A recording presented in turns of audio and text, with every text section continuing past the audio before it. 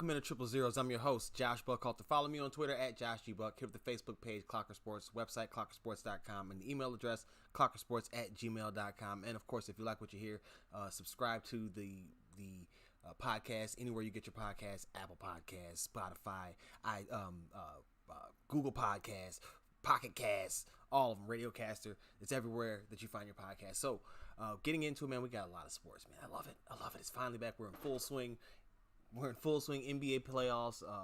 NFL season has finally gotten started, and we had double action tonight. You know, I realized before I get into everything, I got spoiled with the daily NBA games, like the full slate of daily NBA games, even though there wasn't any NFL, because you just had something going on all day. Baseball is cool, but it's such a passive watch for me that I think having the active viewing experience there with the NBA and with now NFL is cool. But again, those everyday 4 games at a time, bring them back.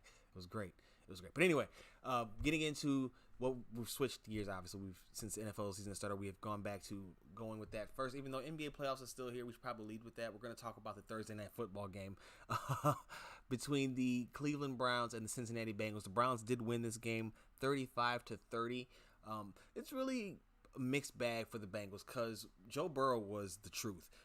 Completed 60% of his passes, 319 yards, 3 touchdowns, no picks. He threw 61 times, though. They could find hardly any running room.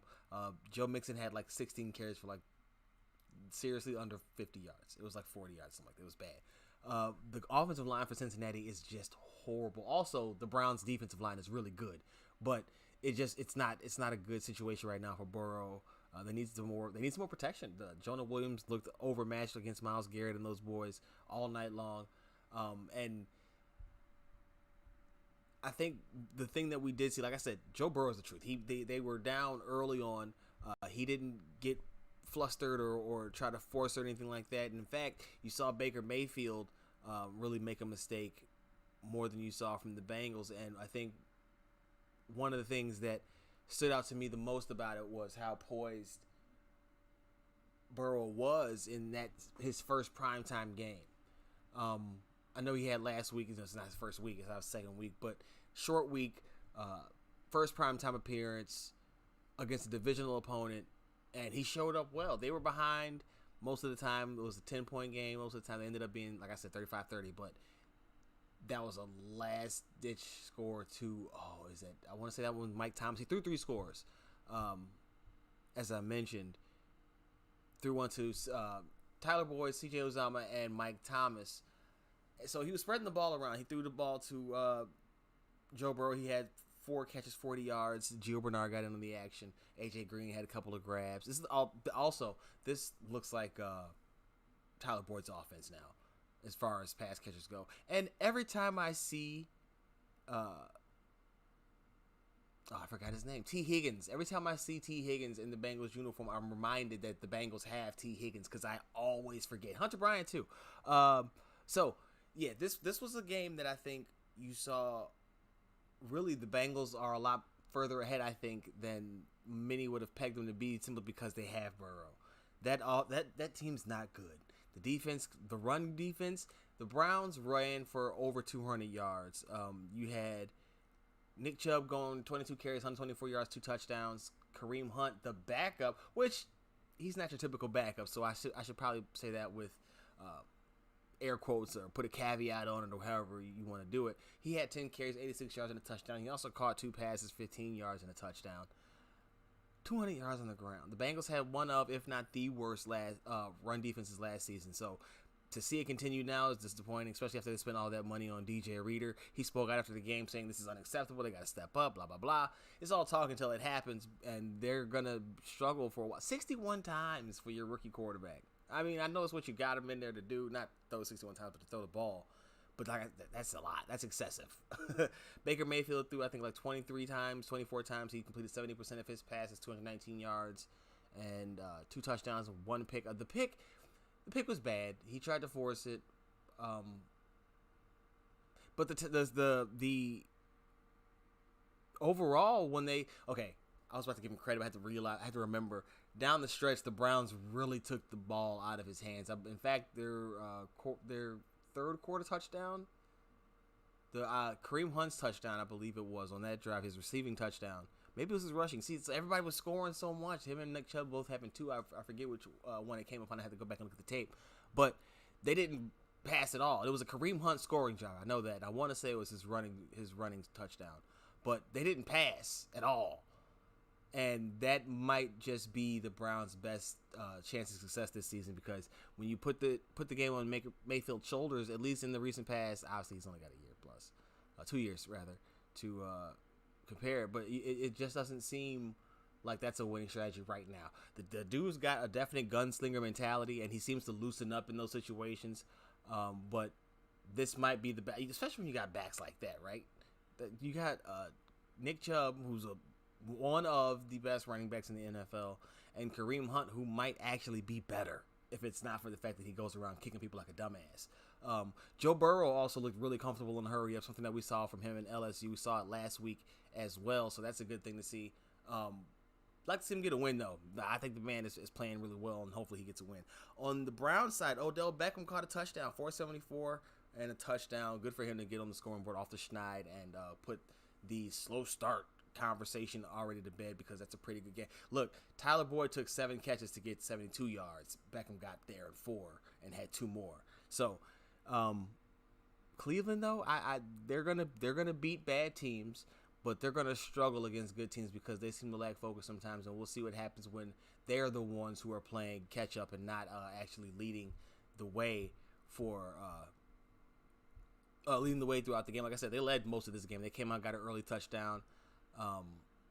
Burrow and those guys kind of bounced back, but it was always a trail situation for him, and it's really unfortunate because, like I said, he played so well. You would like to see him in a situation where he could get some good protection and be able to establish a ground game and actually play a well managed game instead of looking like he was always having to be at a frenetic pace, because he was. He ran 7 times for like 19 yards. He had a couple of good scrambles, but overall, I think you kind of saw that the Bengals are a trash heap right now, and until they improve that offensive line, they're not going to go anywhere. And it's really sad. Like I said, that might be my biggest takeaway, is how well he played despite the fact that his line was absolute booty cheeks the entire night, because they were. Defensive tackle Porter Gustin of the Cleveland Browns stood out. He had a lot of big plays in the backfield, very disruptive, a name to look out for going forward into the season. So just had to get that out there. A Chiefs fan test positive for COVID-19. Now, it needs to be pointed out that clearly the fan did not get it from the game, but they definitely brought it to the game, and so you had 10 others who were in the area with that person now in quarantine, according to the Kansas City Health Department. They received a report that the fan had it, and that they notified. They used the contact tracing system that they had set up and found everybody, notified them, and now they will be in quarantine for the next 2 weeks. So, interested to see how that bodes for future games. I'm sure they're not taking them away until it happens elsewhere and in mass, but it's definitely the issue that people were concerned about when all this was being discussed. So, it's happening now. I think as bad as this, you'd rather it happen early rather than late, so you can kind of get out ahead of it and see what you have to do to deal with it.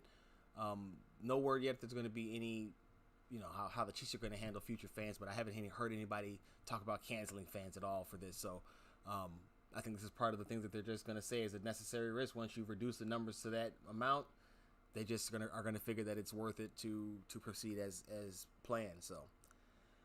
Pittsburgh Steelers left tackle Alejandro Villanueva diverges from the team message. They had all agreed to honor Antoine Rose with sticker decals on the back of their helmets. Antoine Rose was a teenager who was fatally shot by Pittsburgh police.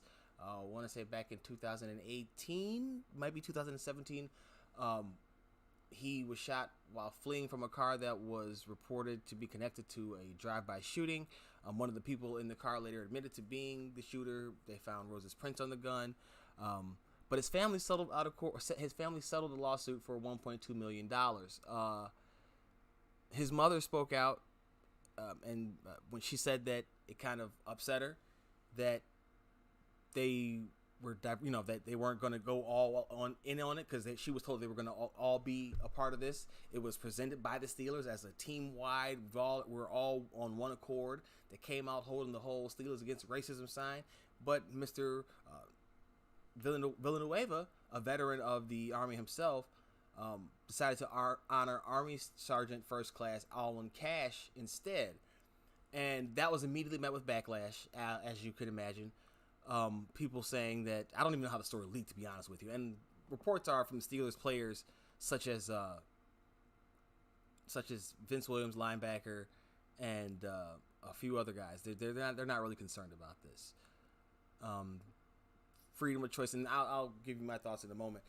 But Mike Tomlin came out and said that Villanueva spoke with him about it, and Mike Tomlin gave his blessing on it. Now, I'm sure Villanueva didn't really need his blessing, but I think it was more of a, hey, I know that we're all planning on doing this, but I'm going to do this.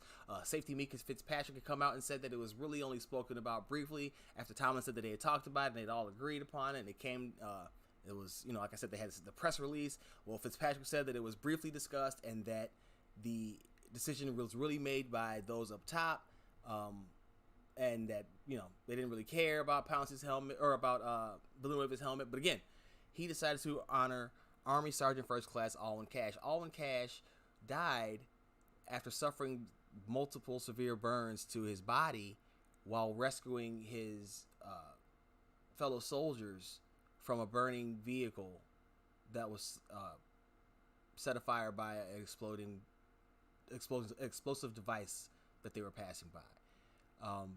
Witnesses said that they could see his armor being burned, his body armor and his uniform being burned off of him, but he kept making multiple trips back in to rescue his fellow soldiers. He has not been rewarded with a Medal of Honor because the review board says that his soldiers weren't in active duty, so it doesn't regard it. So what I'm getting at here is what Villanueva did was actually take it, I think, a step further. I know people are going to disagree with him for not wanting to take up this cause, and we'll talk about somebody who, I don't want to say deserves your ire, but they probably missed the boat on this one because they got the wrong lineman. But many think that Cashe did not receive the Medal of Honor because of his race. And so Villanueva took a situation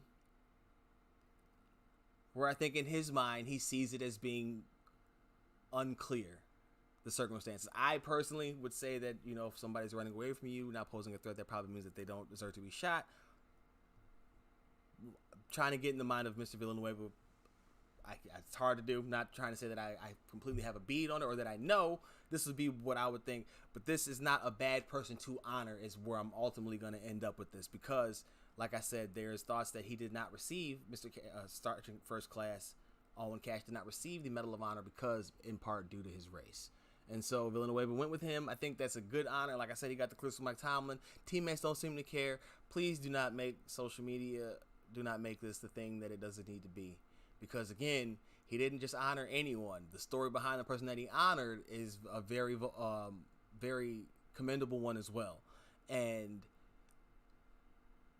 while not speaking with the team, because Ben Roethlisberger and Cam Hayward both came out and said that they didn't know. Who knows if they're telling the truth? Who really cares? Again, this is not that big a deal because freedom of choice, and that's where I'm getting at. Ultimately, I in this world, and especially in this country, you're going to deal with people that you don't agree with. The key is to not be someone that is disagreeable, right? You can be amicable in your separation of beliefs with somebody. You don't have to always be vindictive and vicious in how we speak.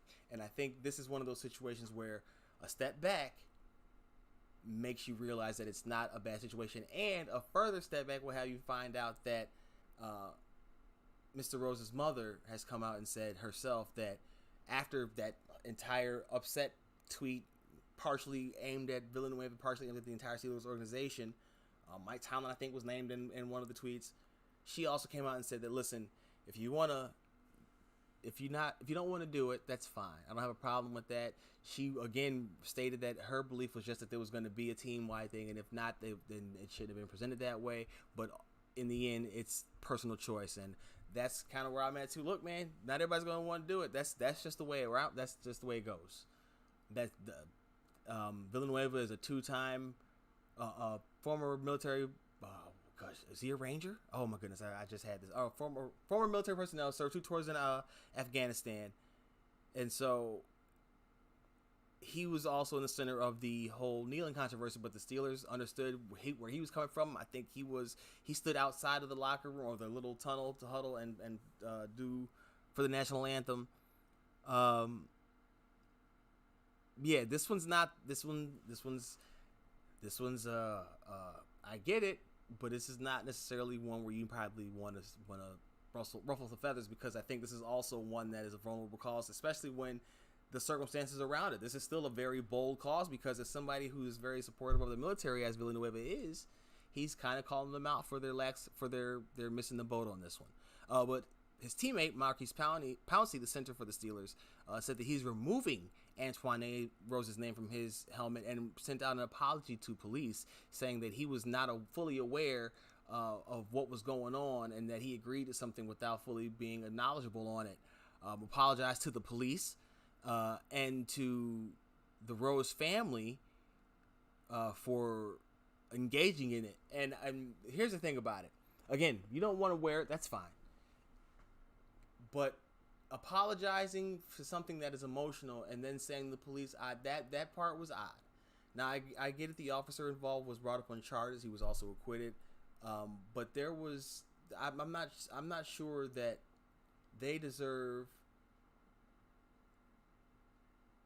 that apology in that form, especially that they deserve it before you apologize to the family.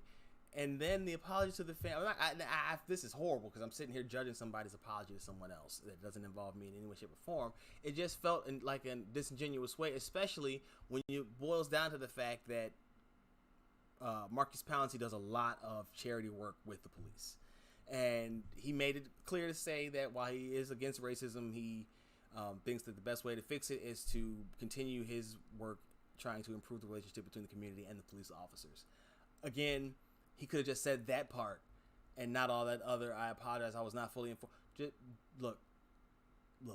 This is why I said when the NBA was talking about getting back in all their steps that they've taken to be socially aware. When you commercialize it, it starts to lose its power, its potency, and you start getting people who rebel against it, and that sends a different message altogether. The Pouncey decision is his to make. It sounded conflated, convoluted. It sounded like it was a lot of BS to basically just get to, look, I do a lot of work with the police and I don't want to make them upset, which is fine, but say that and don't try to pass it off as anything else. And that's what I kind of feel like he tried to do there. So New Orleans Saints wide receiver Michael Thomas will be out for a few weeks with a severe ankle sprain. They say it's about, I think they were saying 4 to 5 weeks, maybe even 6 weeks, but they're hoping that he can come back in about 3 to 4 because he's a tough guy and he hasn't missed a lot of time in his career. You know, he's got that record of catches, and it's not a good look. Hopefully he comes back. It didn't look too bad. Maybe I missed that play in particular, but it didn't look horrible. Look for Emmanuel Sanders to step up there, though. Good thing they got him this offseason, because they'd be up Craps Creek without a paddle if they didn't. And then my Chicago Bears, back in the news again. Wide receiver Allen Robinson scrubbed the team from his social media. Any references to them was gone. And what you had was a lot of people speculating whether or not the Bears are going to end up having to move him. They have not extended him, as you see receivers getting deals done left and right. Keenan Allen just got one. I forget who else actually sent this one off. And it'll come to me as I'm talking about it, I'm sure. But Robinson, even though he only has 2,000-yard seasons under his belt in his short and injury, not plagued, but I guess injury-spotted career, has been the most consistent offensive player and is the best offensive player on the Bears right now. So I understand the frustration from him. What I don't understand is the organization's hesitation to make a move here. This is not an Alshon Jeffrey situation where the guy doesn't consistently win his one-on-one matchup and bail his quarterback out, or has a problem with staying on the field. Now, he's had some bumps, but he came in with an ACL injury, or off of an ACL injury, and played most of the season. And then played a full season. Like, you're playing around with some bad juju here if you don't address this. Like I said, he started off with him scrubbing social media. Brad Biggs came out and reported that he requested a trade. Later on that same day, Adam Schefter tweeted out that Robinson's agent said that they had not asked for a trade, but that they are unhappy with the contract situation. And then it came out a little bit later in that day that while they didn't request a trade, they are unhappy, and if there's not going to be an extension done, then maybe they should try to trade him, blah, blah, blah. Well, after that, Allen Robinson the next day had to come into a presser. He was not originally scheduled to do so, but he did. And they didn't really clear anything up as much as they said, we're going to focus on this year. That's what I took from it. Everybody's trying to talk about, oh, he's locked in, they're going to get it done. What I heard was, we're going to focus on this year. And while it's easy for us to want to jump on Ryan Pace for this, and I still think it's partially his fault because of the situation that they're in, but I think it is a situation that they're in. I think that the uncertainty around the front office there and Matt Nagy might make the people who actually have to, back those checks be a little bit hesitant to invest in a player that might not be what the next group wants. If they're, remember, George Michael. Oh man, George McCaskey, was non-committal to either Pace or Nagy going forward after this season, depending on what happens. So that could be part of the holdup as well. Nagy was vague, and we'll keep it to ourselves, and I told him there's a process and blah, blah, blah, blah, blah, which is the biggest bunch of BS, because if you're going to do it, you're going to do it. There's nothing to wait for. You're not gaining anything now. In fact, you're risking his career, and it's just bad. I don't see the benefit to this at all, other than it being that they don't want to keep committing. But even that doesn't make sense, because they just let Ryan Pace spend, what was it? $70 million on a contract, $35 million guaranteed or something like that to Robert Quinn. Traded a draft asset for Nick Foles and signed him to it. Like, come on, dude. You did all of that, and you can't extend Allen Robinson. That's where the bull comes in. That's some bull. That can't be the way it plays out. And if it does, and ultimately he ends up leaving, and you're stuck with Robert Quinn for another season, even though there's an out after 2 years, that's bad. That's bad. That's a bad look, and it's already a bad look. Hopefully they get this sorted out, because you need to keep A-Rob in the fold, and even if you end up going another direction at quarterback next year, you're going to want a top flight target for him to get there. I think that's Allen Robinson, from what we've seen. Imagine what he could do with a good quarterback. I think I saw a stat that it was only 60% of his passes have been catchable, and I think it said it was from Trubisky, but that might have been his career. But I know it said 60% of his passes have actually been catchable, and he was like 159. Dude, it was bad. It was like out of a list of 200, he was like 180 or something. Like, it was horrible, absolutely horrible. But he won't be the reason that the Bears are going to get this, or try to get this W. If they do get the W, he won't be the main reason. He'll probably be a reason, but I think the big focus for the Bears in this game against the New York Giants in Week 2 should be the running backs and tight ends, and I wrote about that for Last Word on Pro Football. Mostly it's because I think that the Bears need to focus on their running game against the Giants, and then watch out for the tight ends, and really the slot guys too. It's that intermediate passing range that worries me the most. But tight ends from the Giants, Evan Ingram is a guy that is built to give the Bears fits if they can actually get him the ball, that he can actually secure it. I read an article about him being a bad blocker, so maybe he'll start losing time here soon. But even still, no matter who they put out there, it's really the position as a whole has been giving the Bears problems. In the article, like I just stated, and I'll give you a quick tease up here, the Bears last year faced the fourth most targets and fourth most catches to tight ends, and gave up yards commensurate with that amount of exposure. So they weren't good against tight ends last year. They gave up 550 and a touchdown, I believe, to TJ Hockenson in Week 1. This is not a strong point for them, and if they are going to get this W and end up, go up 2-1 on the New York Giants under Matt Nagy, they're going to have to fix that out. And again, they need to control the ball on offense with the running game. They were very balanced in their attack, focused on David Montgomery, but they were balanced in the rotation of the backs. They were balanced in the extra work that they gave them, the passing game work that they gave them.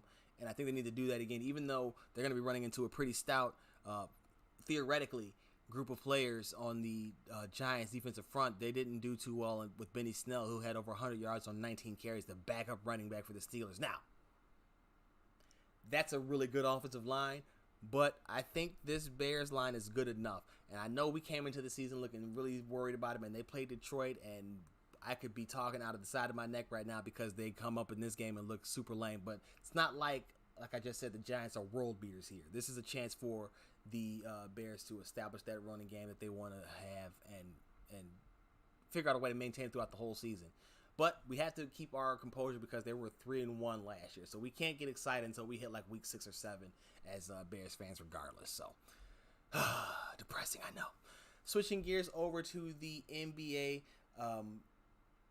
Had to talk about it before we get into the game that took place on Thursday night. The Los Angeles Clippers had the epic collapse. They blew a 3-1 lead. Cue all the jokes. I think we all know the Warriors jokes about 3-1 leads, the Thunder jokes about 3-1 leads. Basically the equivocation to the 28-3 Atlanta Falcons collapse in the Super Bowl. This is one that I think is going to go down amongst the ages. You had Doc Rivers, who's got, I think this is his 5th time blowing a 3-1 lead. Had one in Orlando. This is bad. This is bad because you were a team that had the highest odds amongst ESPN analysts polled to win the championship, and you go out in the second round in 7 games to a team that was supposedly a year away. Not good. Not good. You got Paul George talking about this year internally was never championship or bust for them, but just in like June or July, he was talking about it's expected that they win it all. You got Kawhi saying you have to get smarter as a team. And that's pointed. I think that's pointed at the guys like, and listen, maybe I'm dead wrong, but it feels like that's pointed towards guys like a Pat Bev and a Montrez who kind of seem like they're out there a little bit reckless at times when things are in crunch time. And Kawhi specifically mentioned in crunch time when he's being doubled, they need to know where to go and they need to know what to do. Sounds like Kawhi's asking for an actual point guard to me. So I don't know if that means Lou Will has to go too. They don't have any assets and they don't have any cap room. They're going to have to trade something from that group, that bunch, and hope to get something back. I don't know how they're going to do it. I don't know if there's a sign-in trade that they can do with Montrez or something like that to get this to work, but yikes. And Paul George has just become the guy. He's become tall Dame Lillard, right? Or tall James Harden, a guy that you expect to fade. I think Harden's probably better. Is it better? I don't know. I think they both get the same kind of rap, but you get where I'm going with this. A guy who fades when it matters most. We could talk about Kawhi, and he struggled. 0 for 5 in the fourth quarter of Game 7. Paul George was 0 for 6. But Kawhi was carrying this franchise for most of this postseason. He was due for a bad game. It's just his second bad game of the postseason, but it came at the worst time. The absolute worst time. And I wrote about this for Clocker Sports. Kawhi kind of learned a lesson this season that LeBron learned back at the end of the 2010 season in the playoffs when the Miami Heat got bounced by the Dallas Mavericks. Now, what I will say is that was in the finals, so clearly it was a little bit better, but the point is, he realized, I think now you can't just, it's really easy to assemble talent, right? Especially nowadays in the NBA. You can get your boys to come play with you. You can put a team, you can put a group of guys together, but it's not easy to build a team. And when you hear them talk, you hear them, you hear Doc talk about conditioning bullshit. But there's no chemistry here. And you had, I think it was Paul George and Kawhi played 37 games. The full squad had only played like 12 games together. It just wasn't good. And then you had, remember back when you had Montrezl Harrell talking about things weren't good in the locker room. It comes out that it was Montrez upset with how Paul George is getting treated like a superstar. And if it's just Paul George and not Kawhi, I kind of understand, because for all of the talent that he has, Paul George is a guy that hasn't done much, hasn't won much either. So it's not like he has many bragging rights to come in and demand to be treated like a superstar. So I kind of, if his frustration was solely with Paul George, I kind of understand that. If it was with Kawhi, listen, bro. That's you're gonna have to deal with that, because that's a bad man right there. Speaking of Kawhi, it came out now that upon leaving, or upon his decision for leaving the Raptors, he informed them that he didn't think they were good enough to repeat as champions. Who knows if that was true? They made the playoffs, won 74% of their games this season without him. They had a good record without him last year. Who knows? Who knows? We'll never know, but it's a bold statement to make. You guys aren't good enough. Like, damn.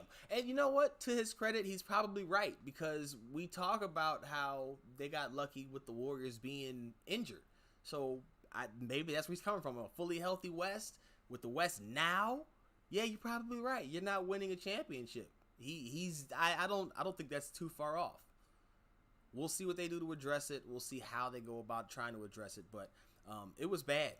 The Clippers had a 16-point lead in Game 5, a 19-point lead in Game 6, and a 12-point lead in Game 7, all blown. In the second half of the final 3 games of the series, the Nuggets averaged 60.3 points and shot 57% from the field, 53% on three-pointers. The Clippers, meanwhile, were 39 points in the second half, 30% from the floor, and 24% from 3. In Games 5, 6, and 7, Kawhi averaged 11 points. But shot just 28% from the field and 33% on his threes, and the Clippers were outscored by 57 points with him on the floor in the second half of those games. He was gassed. He carried them the entire first series. Paul George stepped up a little bit in the second series, but they were getting hardly, if any, bench support. Trez rarely showed up. Lou showed up a few times, but the two 20-point per game scorers, the back-to-back 6 men of the year, weren't those guys in this series, in these past few series, really. So the heavy lifting was put on those guys too much, and when your best scorers are also your best defenders, that might be a problem. Or at least when you can't pass those threats off to anybody else. We saw Kawhi jump off the Luka shot. We've seen Paul George be gamed multiple times. Maybe you gotta get another defender. I don't know what you're gonna do. I really don't know. They're kind of locked in. As my brother pointed out, they probably banked on Landry Shamet taking another step forward. He did not do that, to put it simply. So they were kind of left ass out, and they're gonna have to figure it out, man. But check out that article on clockersports.com. Kawhi learns a lesson that LeBron learned a decade ago, talking about how LeBron learned after that 2010 finals that it's really easy, even with your friends, it's really easy to get talent together, but that chemistry on the floor takes some time. I think the Lakers or the Clippers will have it next season, but yeah. And a real quick preview of the now Western Conference Finals matchup that has been set, Lakers and Nuggets. Just a quick scores overview.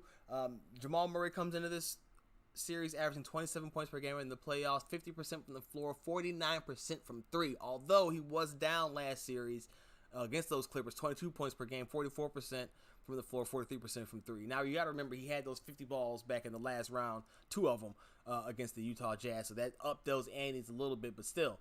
Very lethal score. We know what he does in the fourth quarter. We know he's not afraid to go off on you. Joker, Nikola Jokic has been averaging 25 points, 10 boards, 6 assists, 51% from the floor, 44% from 3 in the playoffs, 24, 13, and 6 in round 2. LeBron James of the Lakers, 26, 10, and 9. 26, 10, and 9 in the playoffs, fam. Anthony Davis 27 and 10. See, this is what I was talking about when people say that Anthony Davis is leading the team in XYZ categories. I just saw it the other day. Davis is leading the team in points, and it's literally a point. Meanwhile, Bron is adding 9 assists to Davis's, I think, 4, and they're right there. They're equal on the rebounds. Like you gotta do. Let's not just look at that part, where they're saying he ranks on the team, and look at the context of that ranking, because it definitely matters. And I'm not sure if that there's going to be discussion in Finals MVP status, but it definitely should be LeBron. And I also kind of ended that last article I was plugging, with If we were uncertain that LeBron is still the best player, I think we know now. It's kind of been, or put another way, you don't have to like it, but you have to respect what he was able to do to put teams together, or be a part of putting teams together, whatever, however you want to phrase that even, and reach the level of success that he has, because it's not easy, especially in basketball where chemistry has proven to be such an important factor in everything that happens. But I digress. There was a game that took place on Thursday night, and that was the Miami Heat facing the Boston Celtics to take a 2-0 series lead. Boston fell 101 to 106. Miami came back from behind. Boston led this game 60-47 at halftime. They trailed by 7 points after the third quarter. Heat won the turnover battle points off turnovers 20-11. I'm sorry, turnover battle 20-11. They used a 37-17 third quarter, spurred on by Bam Adebayo's 15 points of his 21 scored in that third quarter, and Goran Dragic had 25 points in the game. Jimmy only had 14. Jimmy Butler, 14 points per game. 4 steals, though. 3 of those steals came in the fourth quarter in the waning minutes. Clutch. Jimmy came out and said it the other day. He doesn't have to go out there and be a superstar scorer. He just has to go out there and do what his team needs because of how well-rounded those guys are. That's a fun team, and I pivoted to them really quick after the Sixers showed me that they weren't going to be it. And listen, I'll talk about this in a second. Let me keep going. The Heat had 6 in double figures. Duncan Robinson had 18. Jay Crowder had 12. Tyler Hero pitched in 11 points. Boston, though, had 4 people with 14-plus points. Kemba had 23. Jason Tatum and Jaylen Brown had 21 apiece. Marcus Smart had 14 points. Boston even won the free throw battle, 19 of 24. Meanwhile, the Heat had 12 of 14. But there's some kind of resilience to this team where they just don't quit. They chip away, chip away. And that Pat Riley workout plan has them in shape. And in the fourth quarter, when you're tired, they're still good. They're still on second win probably, but they're good. They'll be fine. They'll finish the game and they'll probably practice afterwards. They just work out harder than you so they can play better than you for longer than you do. You remember, we weren't together, but you remember the Heat won on Tuesday in overtime, 117-14. In that game, you know what? Goran Dragic had 29 points. He's averaging 27 points per game this postseason. Goran Dragic is having himself a hell of a playoff series, or hell of a playoffs here in 2020. But in game 1, Boston led after one quarter by 8. They tied after halftime, and they were tied at halftime, and then they led by 12 after 3 quarters, only to lose that game 117-114. 35-23 fourth quarter, and then the 11-8 overtime. Ew. Marcus Smart of the Boston Celtics after game 2 was reportedly, according to Malika Andrews, screaming in the Boston Celtics locker room, and he wasn't the only one. There was a lot of cussing going on, there was some throwing of things. Smart was quoted as saying, "Y'all on that bullshit," which is one of the funniest lines I think I've ever heard anybody report coming out of the locker room. Not saying it hasn't happened before, but just hearing that like that's supposed to be some specific threat or condemnation of anybody. Y'all on that bullshit. What's funny is whoever he was talking to, if it was somebody specific, they know exactly what he was talking about. That's classic. And that's exactly what you expect to hear from a guy like Marcus Smart. So that's quite hilarious. I will say this. This postseason has kind of opened my eyes to the thoughts of Wes Unseld Jr., assistant coach for the Denver Nuggets, becoming the Bulls' next head coach. I think if it's not going to be Kenny, we're down to Ime and Udoka and Wes Unseld Jr., Udoka coming from the Sixers, Unseld Jr. from the Nuggets. They could have hired Atkinson already, so I don't think it's him. They could have hired Udoka already. I don't think it's him. I think they want Unseld Jr. And I think this comes down to, if it was me, I'd probably pick him too because his team went further in the playoffs than Udoka's team, which, Udoka is coaching under a guy who I personally don't think is that great of a coach. So what are you getting in that case? If bad coaches can come from good coaches, good coaching trees, then you wonder what a bad coach's coaching tree is going to look like. Not saying you can't have good ones, but you're probably a little bit more skeptical. Arturis, being the top guy, has familiarity with Unseld Jr. I would imagine that would be his top choice. Like I said, they could have hired Udoka or Atkinson. I think they're leaning towards Unseld Jr. That makes the most sense to me right now. It could just be their timeline, but even if they just want to interview him, I think that's their guy. And I'm warming up to it. I was a big Atkinson fan. I'm not a Donovan guy. I would have been okay with Udoka. But again, if you're behind Brett Brown, I don't know. But Unseld, this one, there's legacy ties there, that familiar, well-known legacy ties there. He's got success. We know the type of team that they've built there, so you could kind of get an idea where the Bulls are kind of headed. I would like, I don't know, I wouldn't be mad at that. So if I had to rank them, I'm probably still partial to Kenny first, but then it's Unseld and then it's Udoka, and that's a big change because before it was Udoka over Unseld, and honestly before that it was Atkinson over everybody with nobody else even under consideration. So I'm growing. That's gonna do it for this episode of Triple Zeros. Be sure to follow me on Twitter at JoshyBuck. Hit up the Facebook page, Clocker Sports, the website, clockersports.com, and the email address, clockersports@gmail.com. Check the stuff, Last Word on Pro Football, pimpitineasy.com, American Betting Experts. I'll be having the betting lines out, or the betting numbers, my bets. Oh my goodness, I don't know even how to speak right now. My bets for the Chicago Bears and the New York Giants game. I don't really like it. I actually, if you're gonna lay some money, you might want to lay some money on the Giants this weekend. That'll be covered in the article though, so be sure to look out for that on the Twitter feed or at AmericanBettingExperts.com. Be sure to be on the lookout for the Clocker Sports Roundtable. That should be out sometime late Friday night, Saturday morning, sometime around then. And of course, as always, that's gonna do it for me. I'm out of here. That's the sound of the horns.